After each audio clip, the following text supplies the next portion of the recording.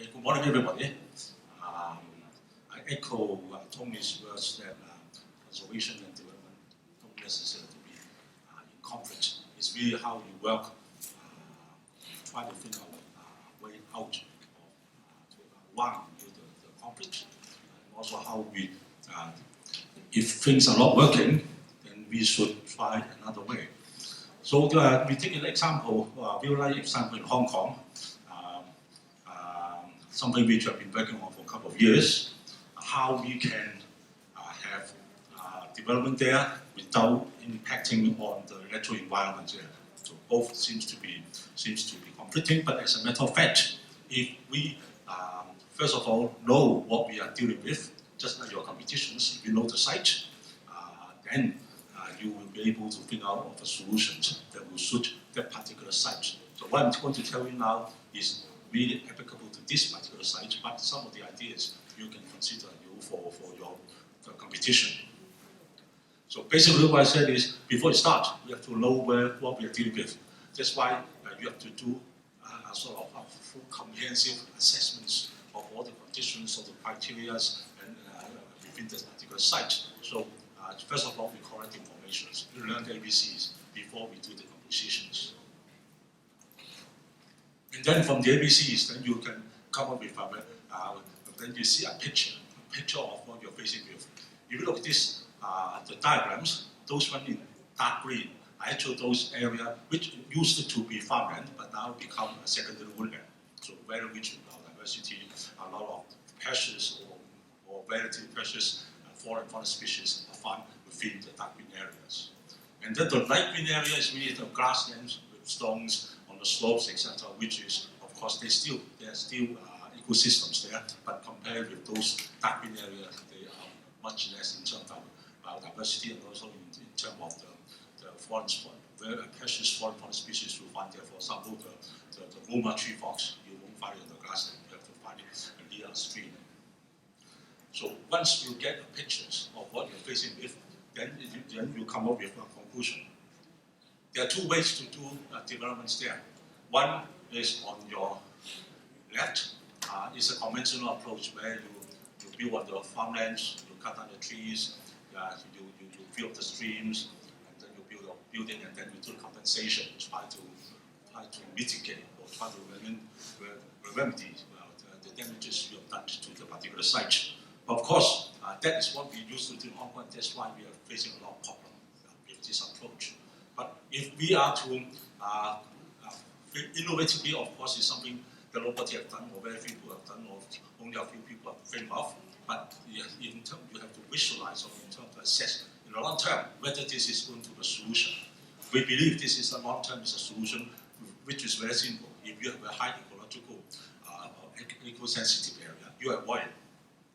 And then you identify area where you're very low about diversity, low area, you try to build on it. Of course, this is an innovative idea.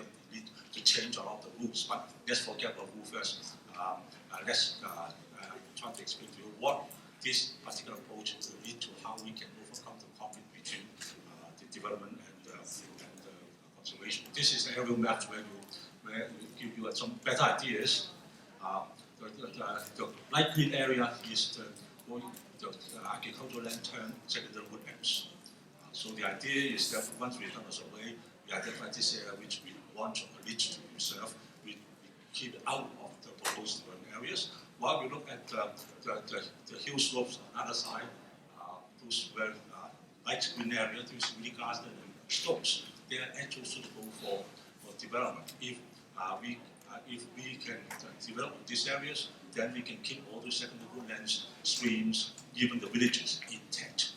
So this is worth considering, although this is, in a sense, innovative because it's breaking some of the rules here, but if the rules are not working, if this is become a constraint, then I think we should try to find alternative solutions to it. Then, what we are hoping to do is that, but since we are able to preserve the existing ecosystem, the existing habitat intact, then we can do a lot of things above it. But we're not only keeping it, we can try to enhance it or make use of areas.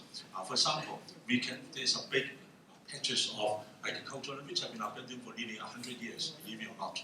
They have been abandoned for 100 years because of the waterlogging problem because you can see the sentence on either side of it, which is keeping the water in, and so it remains grass, but very thick grasslands. So this is an ample opportunity within this area. Can we make some better use of it? For example, if you heard of the Eden projects in UK, there is a classic example. What is not the same? It's turning an abandoned mine into botanical gardens. But what's different between them and us is that they're importing species from all over the world to create 3 big greenhouses for different types of regional habitats. For us, what we do is that we think we should keep the indigenous species of Lamma and then we enrich it. So we are not going to build those very green building greenhouses there. We are trying to make use of existing vegetation and try to enrich it with the remaining plants from Hong Kong. But what is similar between us is that we make use of the big flat areas, which we have just seen, for education purposes. We can do research, we can do education, kids, secondary school students, university students, or even adults. We can organize all sorts of events that we can do in the farming. We try to improve on the abandoned farmland, try to do some farming there, education, researches, community involvement, etc. So we can make use of this to turn an abandoned agricultural land into meaningful education, eco-education facilities. Of course, then with this facility, we provide a lot of opportunities for experts, from professors, senior professors, researchers, graduates, or even just a simple people do gardening for these particular areas. And also by swapping or by not building on the lands that we're supposed to build on, we are give us opportunity that we can preserve the existing heritage. Because if we can swap land elsewhere, we don't have to build or tear down these buildings, and we can actually restore this building to its original condition using original construction methods, and that create a ridge that was supposed to be 200 years ago. How was the construction of the house, the internal partitions, how they make use of the open courts for the ventilation, cooking, etc., etc. So we're going to give an opportunity for us to renovate the whole villages and restore the original conditions to show the history of Lamma. Lamma has been inhabited for 5,000 years, believe it or not, and have been inhabited since then for different period of time. In the Song Dynasty, it used to be a port where the foreign vessels come, stay, and then get the visa before they go on to Canton, etc. So this, in Chinese, is a port. Then it's a port for the foreign ships. And then, of course, we have been inhabited for a long time, but during the early Qing dynasties, because of the piracies and also because of the resistance, so that all the people had to evacuate for 50 kilometers from the coast, people have to go. So Lamma was deserted, and so was Hong Kong Island actually. But then people started coming back in the 18th centuries, and then that's why this region is Lamma about 200 years, because then so many people started coming back. The old structures all disappeared. But this will give us this particular site will give us opportunities to create whole villages. We create to preserve the functional forest behind it, and farming in front of it, and also a stream. So this will create a very the original condition what people used to live about 100, 200 years from now. And then we can the old people can still tell the story. We can collect the furnitures now still exist left behind by these people, and show the people what the life in Lamma used to be. Of course, by doing this, there's also that we, as I say, we are preserving the central area where we have a very dense vegetation, and you can still walk on the trail between this vegetation, and by walking through, you don't see any development because all there's a very dense vegetation that will screen you from any buildings on the hill slopes. On the other hand, you can still walk out to the shoreline, the shore along the bay, and then you can see the sky, and you can enjoy the whole wheels surrounding you, and also the proposed development. So you can immerse yourself into nature, or you can also review what the new changes due to hoping to do is that when you do development, you have to be sensitive. You have to be appropriate to the particular locations. So we pay very special attention on how this the whole development should be structured. In terms of the marina, there is very this. We don't want our marina days dead most of the time, waiting for members to come and use it. We open it for people so that every day you come, you don't have to own a yacht. So just all you need to do is no money to pay for the guideboat ferry to get there, or if you're strong enough swim across to the Lamma Channel to come here. But anybody can come and enjoy the facilities there, and that is just some atmosphere we think appropriate to the particular islands. So very relaxing resort atmospheres where you can just have your afternoon tea, either in the restaurants, or you can eat sandwiches, or you can walk to the forest, which you can see the previous slides to enjoy to know about the ecosystem in Lamma, know about the history in Lamma, or participating in some of those eco activity, organic farming, educations, those activities, or bring what you learn from there to your own particular abilities to enrich it. So what we're hoping to do is that the philosophy of the development is that we don't do exclusive development for the residents. We want to integrate into the community, create communities with it. So in terms of the impact of the development on the particular landscapes, as I say, we have studied the Lamma conditions, we studied its topography, and also we are mindful of the development densities. What we're suggesting is that we do not want to impact on the particular landscapes, and we adopt our approach, which is what we call a terracing approach. So we follow the topography, stepping back. In this way, you can actually make your building disappear. You look at the images down there. If you turn the white line to green, then you actually see nothing from the sea. Of course, whether you want to see nothing or want to see some crowded movements and matters. Then you see the far side, there is supposed to be a hotel there, which you integrate very nicely into the landscapes. So that is how we try to preserve the local history, heritage, and also how to preserve the local environment. But the second aspect to this particular development, because we want to make use of the opportunity of a completely new developments, how we can try to adopt some low carbon principles to make also a very low carbon footprint community.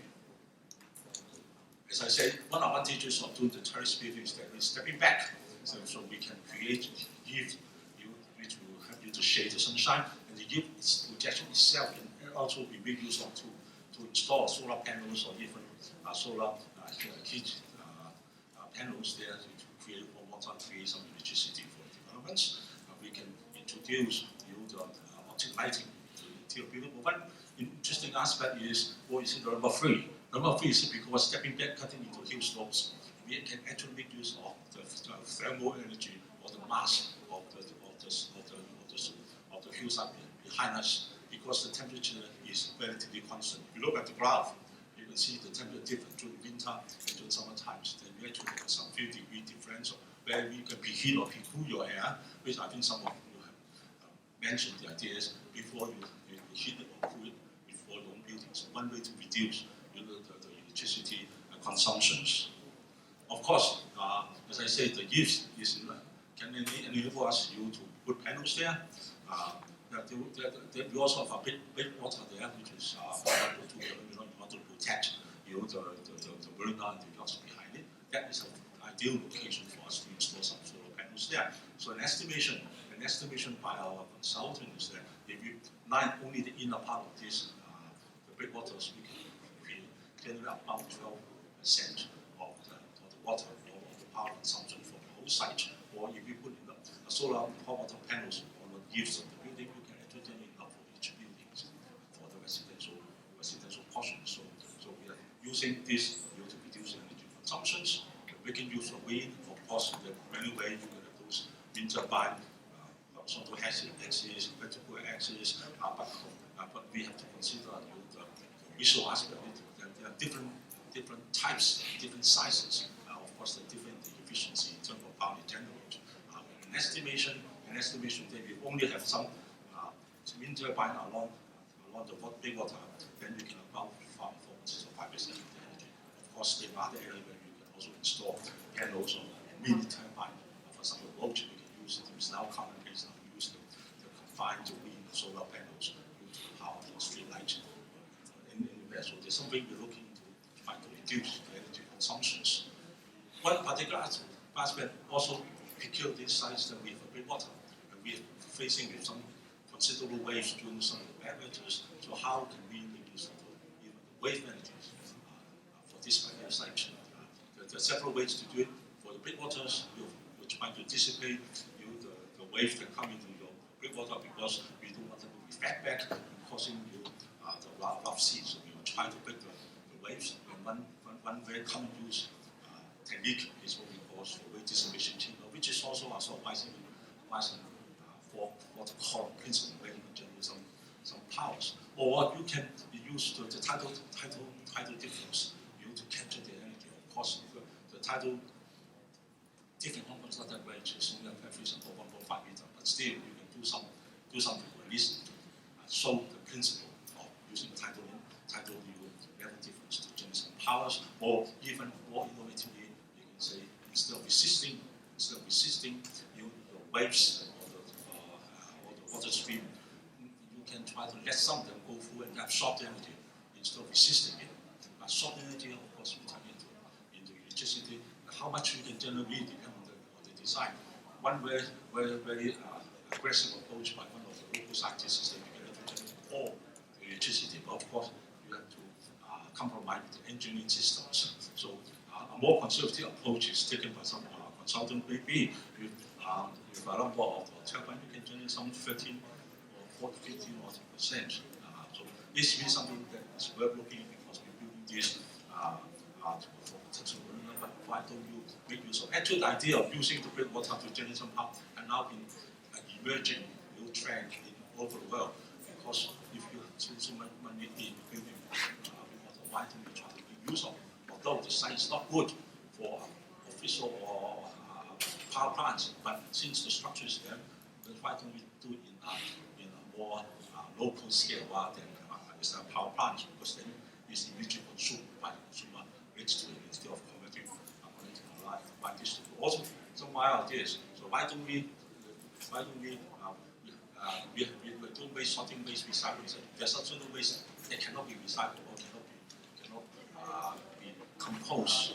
So the idea, which also Hong Kong is considering why can't we incinerate the remaining wastes to generate power for the whole development. It is possible, and also another aspect we can consider is really the waste oil from the yachts. The waste oil from the yacht we also have to deal with every day. It's about 1,000 liters per day. If we burn it, we will generate power. How much power we can generate? Of course, we have to consider the emissions, etc. But this is something we're looking at. Another idea is that why don't you use the algae? This again is an emerging technology, although we have many views it's not to a commercial scale, but still the theory is that the algae can grow so much it needs the sunlight, and also it can absorb the carbon dioxide emitted from the plant rooms. So we integrate into the plant rooms, and you can actually deal with the emissions as well as to generate power. And further still, the Macania, if you go to a site anywhere in Hong Kong, Macania is a basic plant which covering all the plant species on hill slopes. In Hong Kong, is a big problems. So why can't we make use of it as a biofuel? So some idea which we're looking at, some idea which is also helps to solve the problems. The third is how we try to reduce the energy. What the suggestion we are looking at is that we use the trigeneration principle in other way. We generate the power, but during the process we capture heat, and also we also turn it to create cooling within the whole systems. Then of course you will need to generate burn some fuel. But why this is good for us? Because we also have kitchen oil, which is generated from the restaurants, from the hotels, not so much from the hotel and restaurants, not only on the sites, but also on soccer ones in the area. They generate all of this cooking oil. They can turn into biodiesels. Biodiesel either there are already 3 major plants in Hong Kong that can do this, and they are trying to collect your kitchen if we can also do it locally, then the whole system will be within our development. We can generate the biofuel and use the biofuel for the generations. So rough estimation is that the amount of fuel that we buy for these systems more or less equal to the biofuels, the kitchen oil that will be available for this particular site. So this is something that will help us to keep energy self-sufficient with different development. So the idea is that you look at the graph, the BAU is one that do nothing scenarios, and then BEC 2012 is one where you adopt the recommendation to reduce energy consumptions. Of course, in our case with the passive design which you have seen, we believe we can reduce the generation by compared with the base case by about half. And then what further can we do is really those renewable, which I mentioned about.